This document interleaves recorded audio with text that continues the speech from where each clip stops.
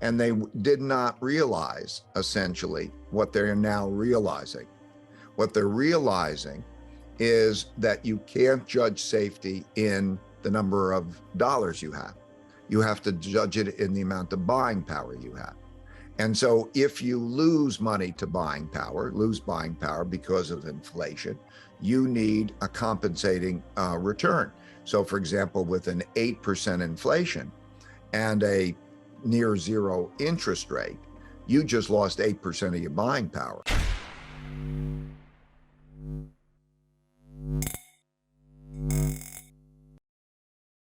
Hey guys, welcome back to Library of Wealth. Today we have American investor Ray Dalio on fighting inflation in the current financial market. Dalio says the best way to combat inflation is by taking away people's buying power.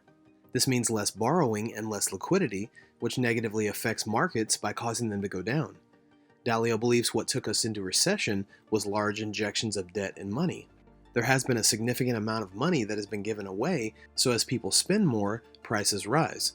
Dalio notes that where resources in the world are allocated, they used to be rooted in an economic and profit basis.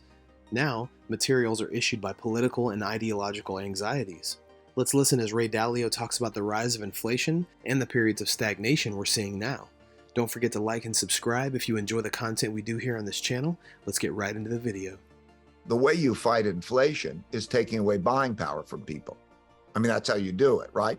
You said, okay, now you're going to borrow less, there's going to be less liquidity and so on at the time that there's more inflation. So it's not like fighting inflation is one of those things. We fight inflation and that's a good thing and we'll get on with it. It means taking away buying power, and that causes markets to go down and that causes economies to go down. So that's why we've entered a period of stagflation. That's why we're in a period of stagflation. What got us here is the injection of a lot of debt and money. It's a hype. In other words, you can hype it up. Think of it as, you've got somebody who's weak and whatever it is, and you give them this shot, and then that shot of buying power. And if the amount of spending increases by more than the amount of production, then prices by definition go up. And so there was a massive amount of giving away checks and money. And people seem surprised that they get inflation. Well, they're going to spend that, not going to increase very much in terms of the production. And so what is going to happen? The prices are going to go up when people spend more, okay? And you put on top of that the issue of where we are geopolitically. We're changed the world in how resources are allocated. It used to be primarily that they were allocated on economic and profit basis. In other words, if it was more, if some place was cheaper to produce something, then capital would go there, motivated by a profit, and it would produce it and raise living standards in those places, but it would move that profit, that production, from places that would have a hollowing out like the United States and so on in some types of jobs. And we're now in an environment in which resources are allocated by political and ideological concerns or issues. In other words, we're not going to produce it wherever it's cheapest. And also because of worries that we might be in war, or that you could be in a war, every country wants self-sufficiency. And every country's worried, or every company is also worried, that they might be in a place where they are affected by politics, or almost that amount. Dalio says a new paradigm has been created through a mix of low inflation and banks manufacturing a free money with no interest rates. Americans believed there was a 40-year bull market in bonds and thought the dollar and bonds were safe. People are now realizing that you can't judge by quantity, but by the amount of purchasing power. Dalio advises to not keep money in assets when interest rates are low in comparison to the rate itself. So then that changes behaviors. As that changes behaviors, people do not want to keep their money in there. I would not keep my money in there.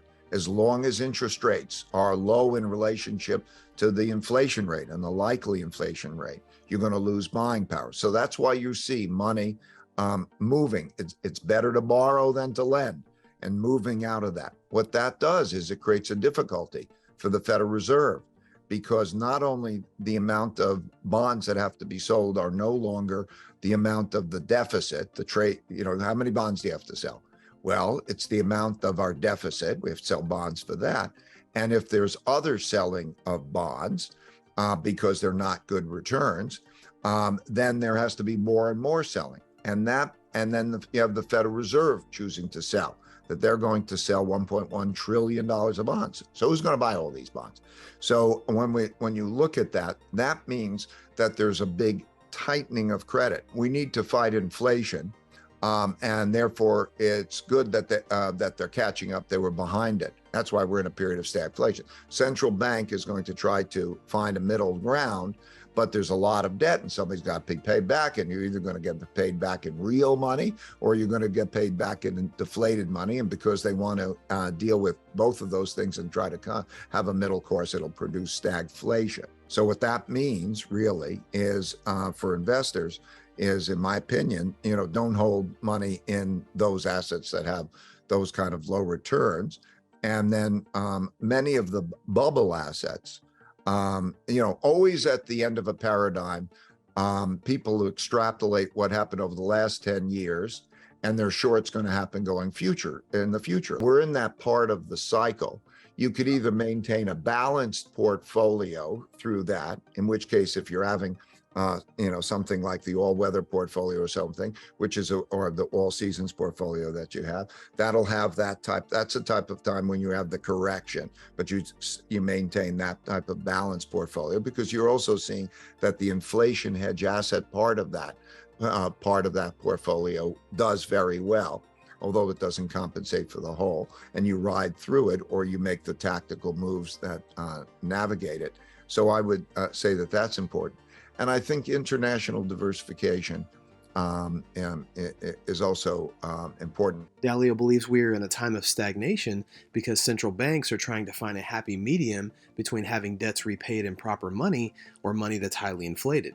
He urges not to own bubble assets or hold property with low returns.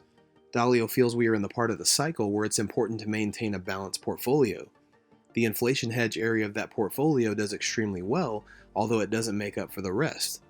Dalio says that during this period, it's very important to make strategic decisions and be able to correctly navigate the field. Also, in the present circumstances, international diversification is essential.